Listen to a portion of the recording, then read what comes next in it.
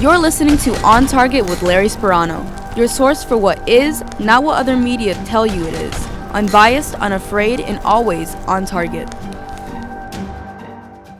Hello, everyone. Once again, we're on the campus of Keystone College in Pennsylvania on WKCV Radio, Keystone College.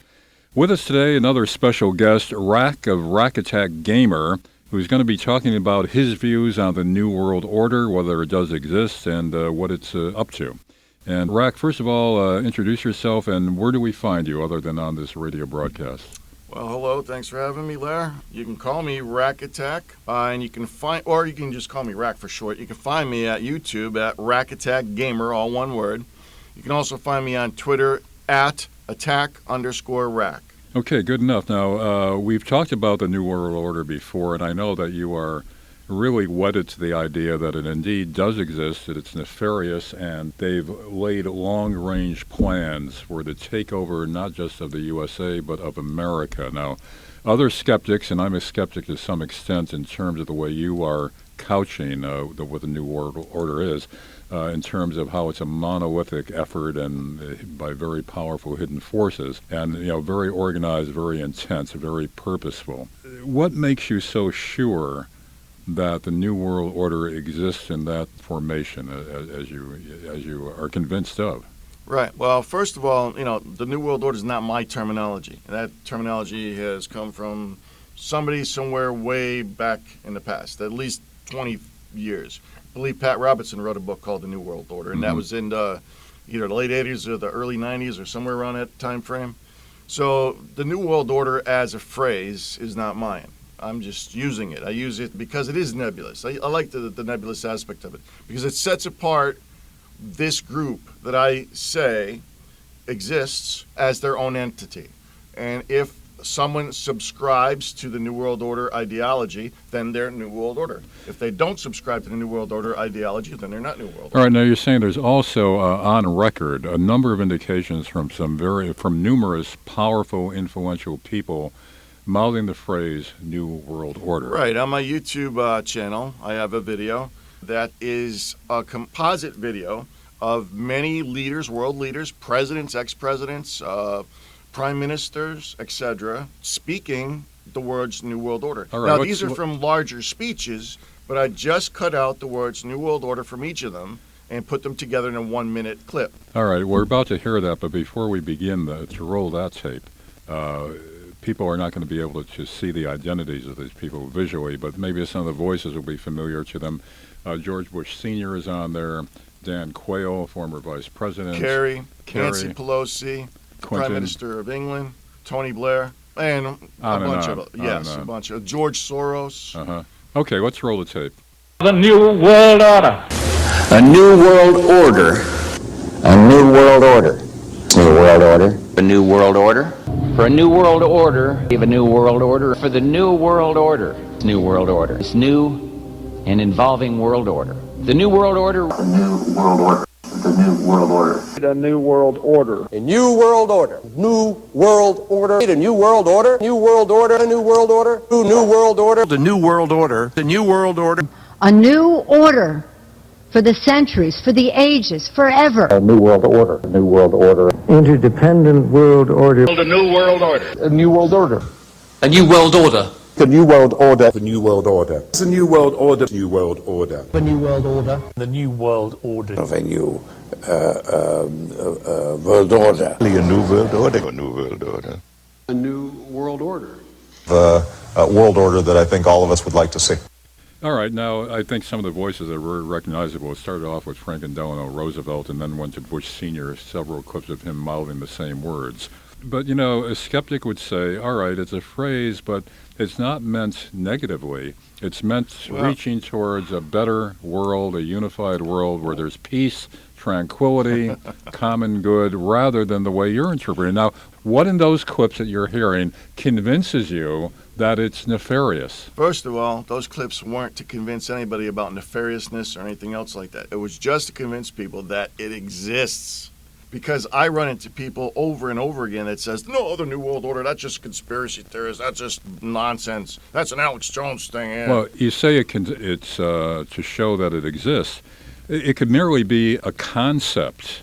All right, an ideal. But at least you got to go as far as saying that it exists. But I have people telling me that it doesn't existing in what form? I mean, I could throw out.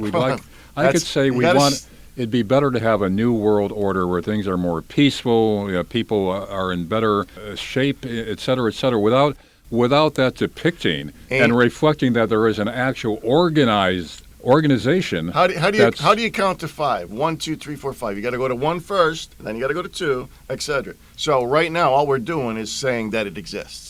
Then we go further. No, I gotta stop you right there. What exists? The concept, an ideal concept, at least the phrase, or an organization. Well, of course, it's an organization. It has to be. What makes designating you say that? something. Look, I mean, the New World Order. All these people talking about the New World Order, they must be designating something. They could be designating an ideal hope for the world. Oh, do you want to start singing Kumbaya or what? Well, I mean, it could be merely that. I mean, no, you can't extrapolate from that this is proof that an organized effort exists called the New World Order. Please do. You asked me in the beginning about who was on it, who spoke. Well, FDR spoke, and if you listen to his entire speech, which is also available on YouTube, you can hear that he's talking negatively about the New World Order. He even says that it comes from Hitler, that it's Hitler's plans of conquering the world, and that he's going to stop Hitler from doing it. Now, after that, what I find interesting is that everybody after FDR is talking positively about the New World Order. So how is it we have one United States president saying, this is a horrible thing, we're going to stop it, and then all of a sudden, everybody else is talking, oh, it's wonderful. Yeah, as a matter of fact, Roosevelt was referring to Hitler's plan and that it had to be stopped for the benefit of the world. Right, and that plan he called New World Order. So there was a specific plan by Hitler, and I don't know how organized that was, or whether that was his hope to reorganize the world after the Germans won the war, hopefully. But again, what makes you? What are the other indications that you see of the footprints, the fingerprints of the New World Order? What are they doing that's obviously evidence that they're involved in the fate of nations and they're doing things that affect us? You're asking a whole bunch of questions. You're asking a big question. The fact that the United States has its own identity, it has its own sovereignty, it has the Constitution and the Bill of Rights. The Bill of Rights is the heart of the United States, and it's being chipped away at, and we even have like 40-50% of the population saying, oh, that's fine, let's get rid of guns. Oh, it's fine, we have to censor people's speeches. See, it's my contention that those things, especially the first two, the freedom of speech and the Second Amendment, is being whittled away by intentionally by social engineers using Edward Bernays type propaganda to influence people to go along with it. Explain who Edward Bernays was. Edward Bernays was Sigmund Freud's nephew, and he was heavy into propaganda. He actually, I believe he did propaganda for World War I for the United States to get people to enlist. Right. But after that, somebody asked him the tobacco companies asked him in around the 20s to see if they can get women to start smoking. And he said, well, let me think about it. And he chewed on it, and he came up with an idea that he was going to hold a parade, that there was a parade going to happen, and he was going to have women socialites there, and they were all going to light up and smoke, and it was going to be taken on camera, pictures taken of it, and it was going to be pushed into the media. And by doing that, he knew that because these women were young and beautiful and socialites and influential, that other women would see these and begin to say it's all right to start smoking. And after this all took place, at this parade, the women came out, they lit up cigarettes, they called them torches of freedom. After this happened, of course, smoking for women rose all over the world almost immediately. So what you're saying is they learned how effectively to use the media to change social behavior. Social engineering, sure, why not? Okay, but again, it's a leap from what you've described and the chipping away of the Bill of Rights.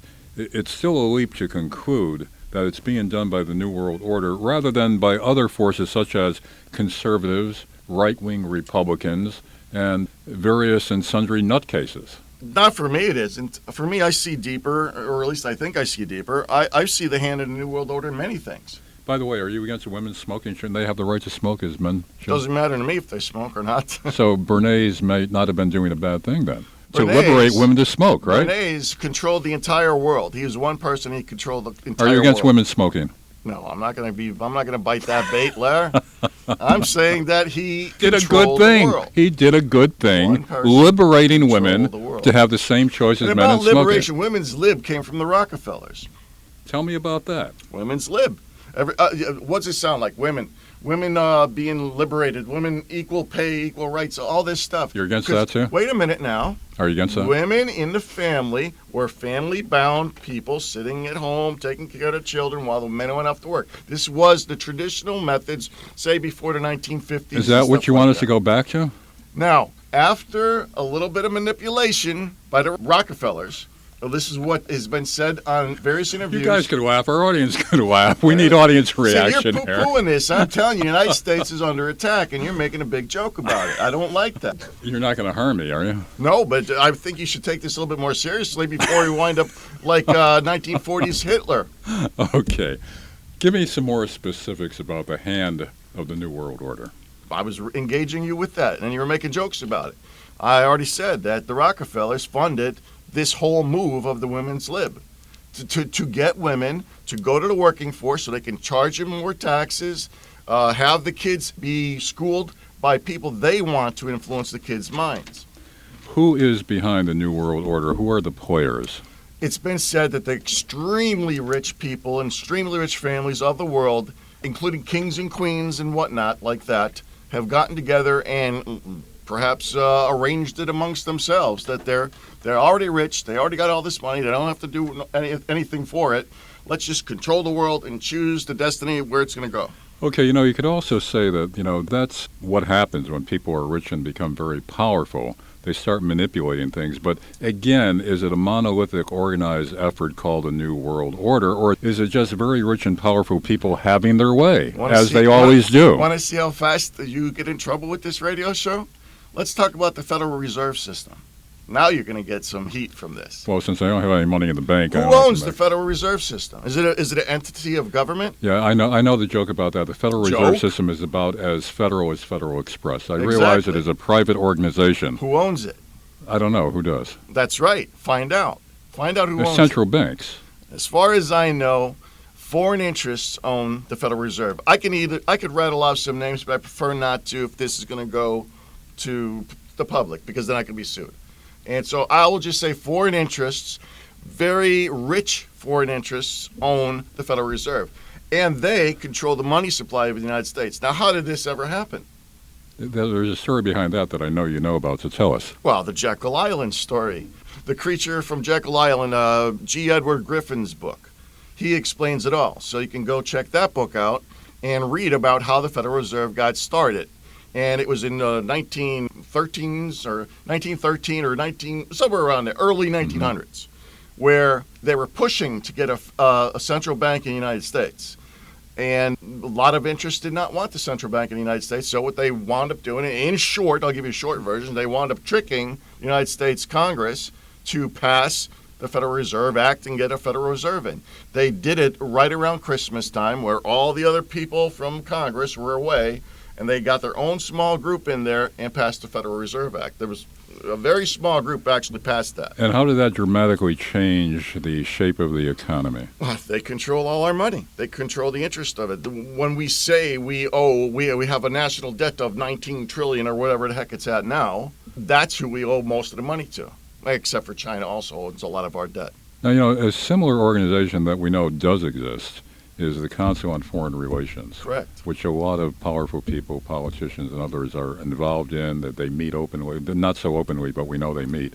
So is that part of the New World Order? Are they under them? In my opinion, it is. In my opinion, straight answer, it is. Council on Foreign Relations is. So it's like layered. Same thing like the Bilderberg Group, same thing like Bohemian Grove.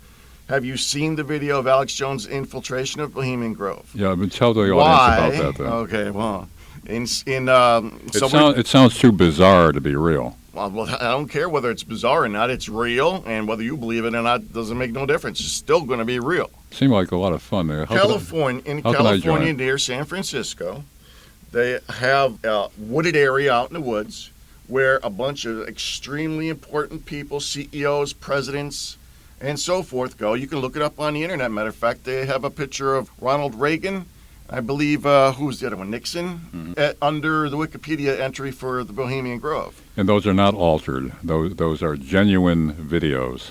No, it's a genuine photograph. Yes. Genuine photographs, not altered. Not altered photographs, as far as I know. I mean, yet. not manufactured, just no. Not photoshopped. Anyway, Alex Jones, somewhere around a little bit after 2000, or maybe even during the year 2000, infiltrated the Bohemian Grove out in the woods. He took a camera with him, and he has all these people, these rich, influential people, worshiping a 40-foot owl in the middle of the night in dark in robes. It's weird. Yet these are the people that influence the world. What are they doing there? Now, is this just for fun? It's like a frat party. It's kind of it's kind of a tongue-in-cheek thing, or is it real? Every time I set something up, you knock it down. Well, tell me. Well, eventually I'm going to set so many things up that you're not going to be able to knock them down. I mean, there comes a point in time where it just the amount of information it becomes too much. The amount of information you look at becomes too much to where you're going to have to admit, okay, this exists. There's something strange going on here. A bunch of people in the middle of the night in robes. There's something strange going on. Yeah, but is it, as I said, is it like a drunken party? Everybody's having a good time, and it's What's really the kind Bilderberg of group? Because that's another one I'll set up and see how you can knock it down. Look. Well, tell us about the Bilderbergs. Well, the Bilderberg group was a secret group, and it's now no longer secret. Now they have their own website. They list the members of the group, but they used to deny that it even existed for many, many years. Yeah. People, again, rich, powerful people, influential people, get together and go to various hotels around the world and have a meeting held in secret and basically trying to figure out how they're going to run the world, what they're going to do about it. Many changes have come out of Bilderberg after meetings happen. You can notice changes happening in the world. Do you have any examples of that? No, not off the top of my head, no. Again, though, from all you've said, I mean, at first glance, at first sound, it might appear to be convincing. But, there's so many... Convince this. Go look at your dollar bill, look in the back of it, look at the pyramid with the floating eye above it. Right. Why do we have an Egyptian pyramid with a floating eye above it? What's the symbology of that? What's the symbology of the words underneath this saying Novus Ordo Seclorum? New World Order. Correct. New World Order. Yes. But at the time, on every dollar bill. At the time, I believe Egyptology was all the rage. Baloney. And there was a lot of... You make excuses for almost anything. Well, I mean... I want you as my lawyer if anything ever happens. It was, You're though. good with excuses. I mean, look at the Shriners and all that, which is supposedly... let's talk about something like that, but not the Shriners. Let's go to Freemasons. But first of all, the Shrine, before we get to Freemasons, the Shriners are big on Egyptian symbology and all that. Okay.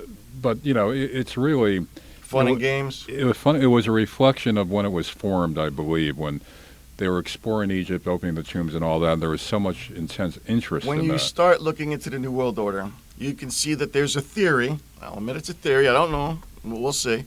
That the Illuminati, which was the precursor of the New World Order, or just a different name for the same exact type of thing.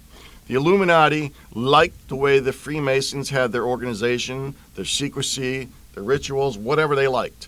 And then the Illuminati supposedly infiltrated the Freemasons, took them over, and now basically the Freemasons are working for the Illuminati, the New World Order, quote unquote. In fact, you said that the... I said theory, by the way, just so everybody hears. The layout of Washington, D.C. reflects Masonic influence. Go take a look at the map of Washington, D.C. You can see there's an owl right by the Capitol. It's inscribed in the footpaths and the streets designs. They have the pyramid with the floating eye, more or less, around that area, too. They have stars, which some say is the satanic star, the upside-down satanic star. You also say that a lot of celebrities are using that special eye Absolutely, sign. yes, sir. Describe that for us. Well, that's another good search for people to do if people want to research. See, that's the trouble. People don't research, they just poo-poo it like you, and they swipe it aside and they don't look into it. But when you do look into it, you start to see all this stuff. If you do a search on the internet for, say, actors in Hollywood, Illuminati eye, those words, you will see a whole bunch of actors, actresses, singers and whatnot, all the special influential people having an eye covered in their photographs. And you can tell that it's set up. Not that this is just a coincidence. There's way too many of them for it to be coincidence. I have seen those. Yes. And we've discussed this before, and I said, well, is this just kind of like a Hollywood fad, a thing that they have fun with, or is it deeply reflective of... One or two things could be poo-pooed, all right? But you start getting into 20, 30, 40, 50 things, eventually you're going to run out of those excuses. Eventually you're going to have to say, something's weird going on here. Let me look into it. Because if you don't look into it, you don't see it. What about pedophilia? What about it? We already had Epstein. Well, that's what I'm saying. Epstein didn't kill himself, by the way. And Epstein was very connected with very rich and famous people, including President Clinton. So is that reflective also of some New World Order control of I these? wouldn't doubt, I don't know, but I wouldn't doubt that the influence would have been to bring famous, rich, powerful judges and whatever into there, have them have relations with underage women, I would imagine, or who knows what, and then take videos of it and nail them so that now this judge is now in your pocket, or this politician is now in your pocket. So I wouldn't doubt something like that happened. So, Rack, where is this all going? I mean, are we beyond the point of no return? We can't rescue ourselves from the New World Order? Well, I think what you see happening today, now if you go back only a couple years ago, the Women's March and stuff, you had thousands and thousands and tens of thousands of women out there marching. See, that's all Edward Bernays type thing. That's all a control type thing where a very rich person, I won't say his name, I do know his name, but I won't say it, gave lots of money and started that group out. Matter of fact, you know what? I think I could say his name because if he's a public figure, he sponsored the group. One, I forget the name of the group that he runs. One something or other. Oh, Move On sponsored it, and he owns Move On. George Soros, and that whole Women's March thing was pushed as an Edward Bernays type thing. Women are out there, they're doing their thing, but they don't know what they're out there for. They're just out there protesting. When you start to question individuals, what are you out here protesting? They don't know the answers. They're just out there. I think it's almost like a fun party type atmosphere where everybody just goes to these protests. How does the Trump impeachment tie into the designs of the New World Order? Well, it's my theory and others' theory that Trump is not New World Order, and he just got in by a fluke. They let their guard down for once in the whole since JFK, or maybe even before JFK, but they let their guard down, and Trump got in by accident. Trump is not New World Order. They want to control everything. So having the president of the strongest country in the world in there not being part of their group, they don't like it. So they've been trying to get him out since day one. All right, again, wrapping it up now, Rack. It seems like we're helpless before the New World Order. Where do you see this going? Are we all doomed or what? I think we're in big danger. I think we're in extreme great danger, especially as the United States of America, quote unquote. We have our Bill of Rights under attack. Look what's happening in Virginia recently with this Second Amendment thing. We have people being kicked off the internet, censored by YouTube and Facebook and all these different companies. We have censorship running rampant now. This is not the United States of America. All right, wrapping it up again, we've been talking with Rack of Rack Attack Gamer. And Rack, where can you be found? Again, you can find me at YouTube under Rack Attack Gamer, all one word, or you can find me on Twitter at @attack_Rack. Okay, so this is Rack and Larry Sparano on Keystone College Radio, WKCV, in Pennsylvania. Thanks for joining us. Thanks. You've been listening to On Target with Larry Sparano, your source for what is, not what other media tell you it is. Unbiased, unafraid, and always on target.